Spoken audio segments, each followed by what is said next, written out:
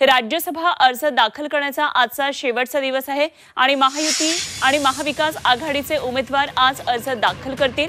दुपारी 1 वाजता मुख्यमंत्री शिंदे आणि दोन्ही उपमुख्यमंत्र्यांच्या उपस्थितीमध्ये महायुतीचे उमेदवार अर्ज दाखल करणार आहेत।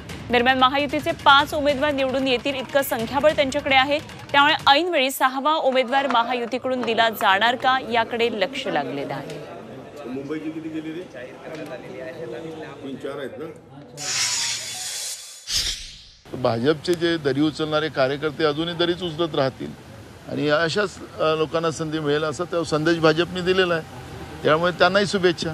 नानाभाऊ, भाजपकडून ऐनवेळी आणखी एखादा उमेदवार देऊन राजकारण बिलकुल केलंच पाहिजे। मी सांगितलं की मागचा बदला आता आम्हाला घ्यायचाच आहे आणि यावं मैदानात, नाही मैदानात यावं। त्याच्यामुळे आम्ही त्यांना म्हणतो ना, मागच्या वेळेस जे काही झालं त्यावेळेस आता येऊ द्या, पण ते करणार नाही आणि ते करूही नाही। त्यांनी हा चॅलेंजचा भाग नाही आहे।